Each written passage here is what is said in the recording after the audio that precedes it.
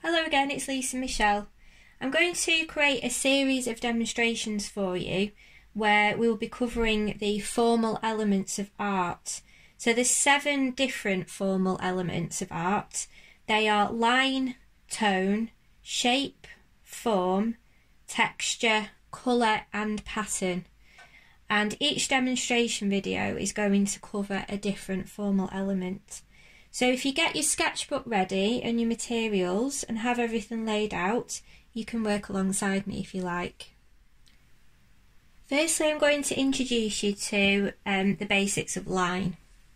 So Paul Klee, who's one of my favourite artists, said that a line is a dot that went for a walk. And I think that's a really perfect description, because a line is a mark or a connection between 2 or more points. So that's what we're going to be looking at in this demonstration. So we can create lots of different lines with all of the different materials that you've got in your pack. So the different types of line that you'll create with each different material have different qualities. I'm going to start off with the Derwent Line Maker. This is one of my favourites. It's in the pack. I love using these pens. So to start off with, just create some straight lines.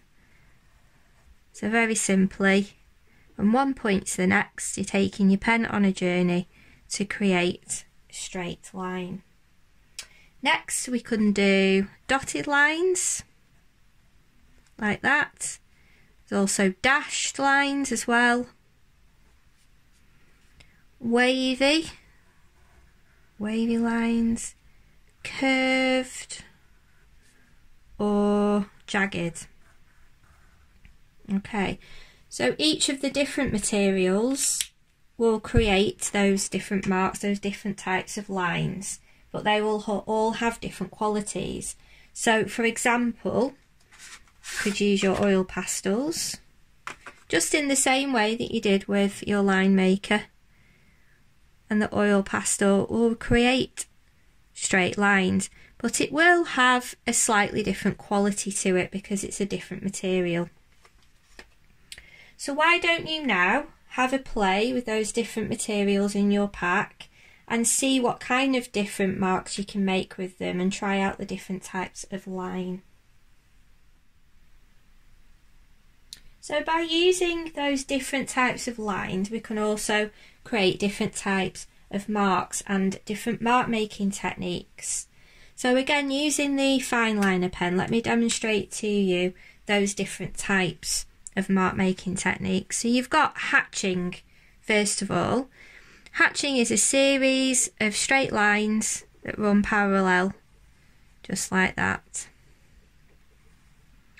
And then you have cross hatching, which is similar. You go like that in one direction, and then you go back over in the other. That's your cross hatching. Then we have something which is called stippling, and this is where we create a series of dots. So you can have them really, really close together, or you can have them really far apart. So a range of dots in this type of motion is called stippling. Next up, we have dashes. So we can draw a series of dashes. You can go in different directions. Again, they can be really close together or further apart, and they can work around one another or in those different directions. It creates different types of marks. Okay, next up is scribble. So probably all seen maybe younger brothers and sisters doing this.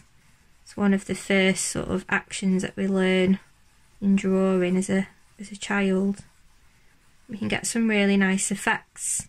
Again, you can be really close together or further apart. Okay, next up is spiral. So a spiral goes round like so. They can be joined together if you like, or they can be far apart and separate, different sizes as well. tiny ones or big ones. And then we have, finally, we have crosses. So again, different sizes, spacing them apart or close together. Now all of your materials in your pack are capable of making marks like this. So let me just demonstrate, for example, with the watercolour.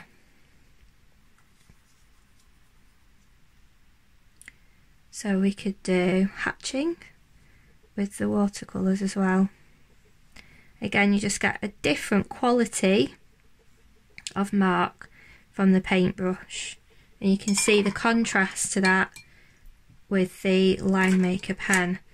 Again, you can do the same with your pencils. Now remember, the softer the lead, the darker the lines and the tones will be.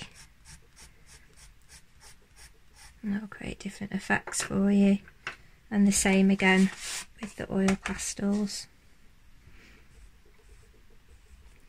Even if you wanted to do some dashes, for example, or even some stippling. It's the same action, same style or type of mark, but you get a different quality because of the different types of materials. So why don't you have a play around with those, fill as much of the page as you can, or even go on to the next page if you need more space, and have a play around and see how many different examples of marks you can create with your different materials. Now I'd like to look at gestural marks. So the marks that you're making with your different materials can be very expressive. So we call those gestural marks. So they can create different ranges of emotions, sounds, or even movements by just simply using lines. So here we've got some examples. So I'm going to use the marker pen this time to show you. So anger, for example, could be represented by this kind of line.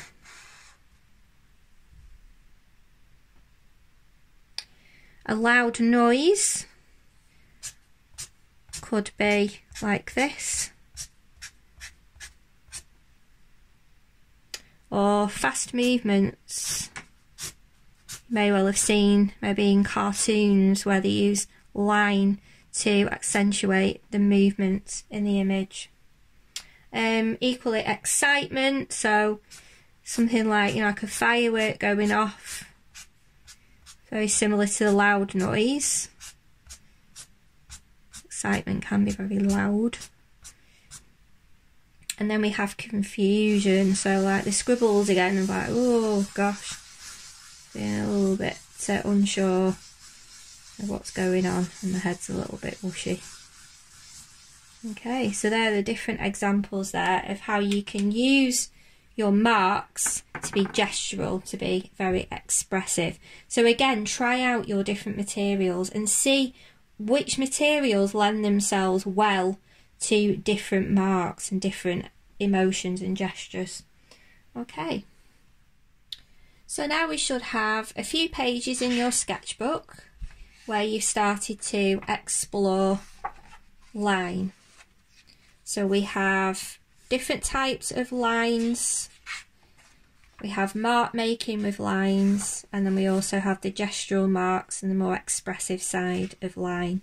So in the next video, what I'm going to do is introduce you to some different artists who all use line in their work, but in different ways and with different materials.